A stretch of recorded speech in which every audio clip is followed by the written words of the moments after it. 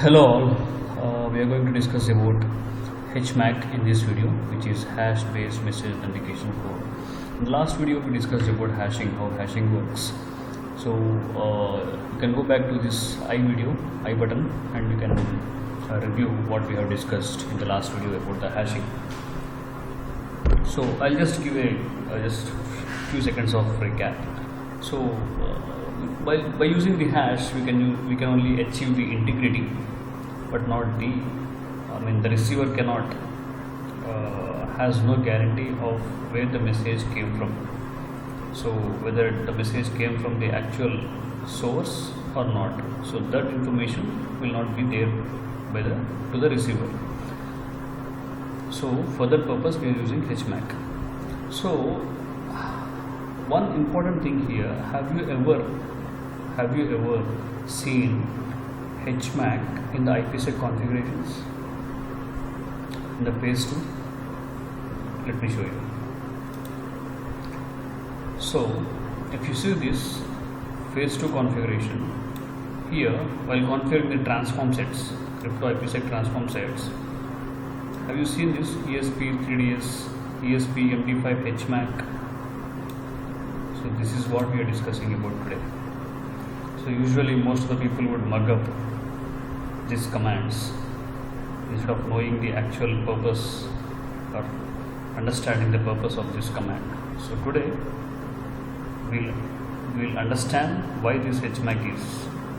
So if you see in the phase 1, we have encryption, hashing, authentication, everything is there.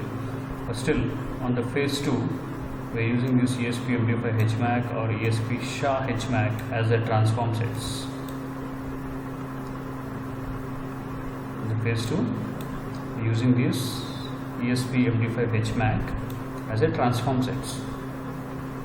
So from now on, you will be having a clear idea why we are using this HMAC in the IPsec. Okay. So let's see here, we have a sender and a receiver.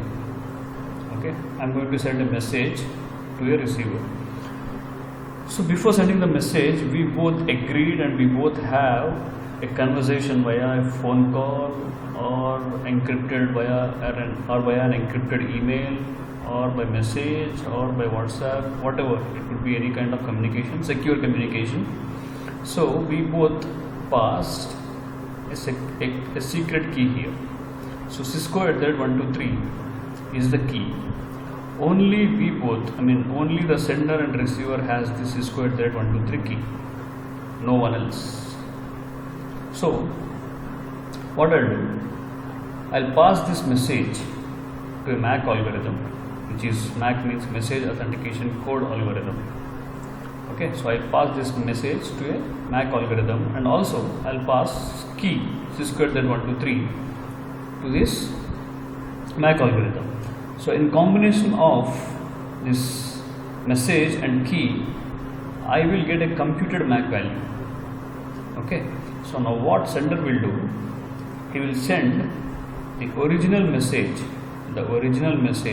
plus this computed MAC value to the sender. So what receiver will do,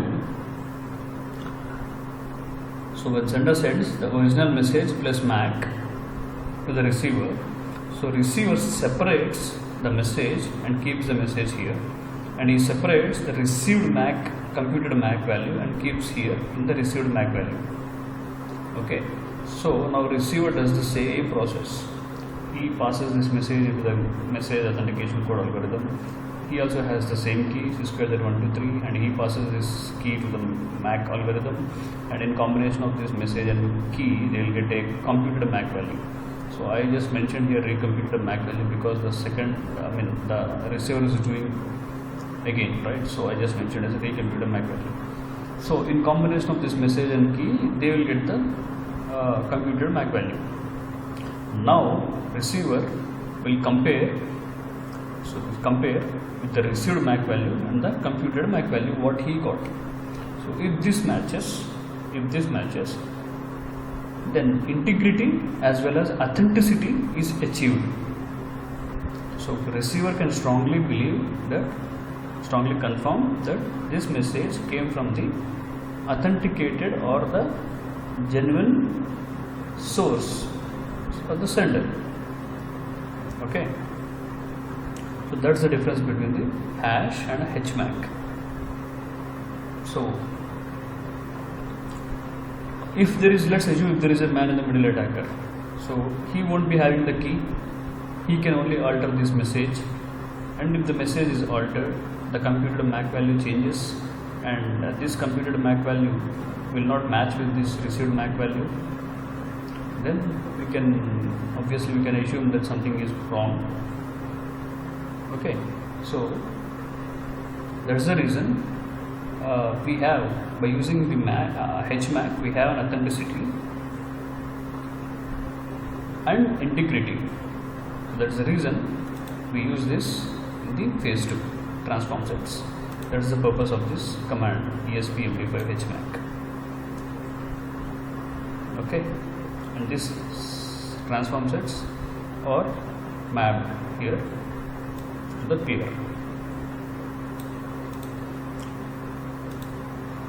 So furthermore, I have just used more graphics to this. So let's have a look. So if you see this red ball, message, key, pass to the message, authentication code, and I got a computed MAC value. This both are sent to the receiver, and he is doing the same process, and he is comparing here.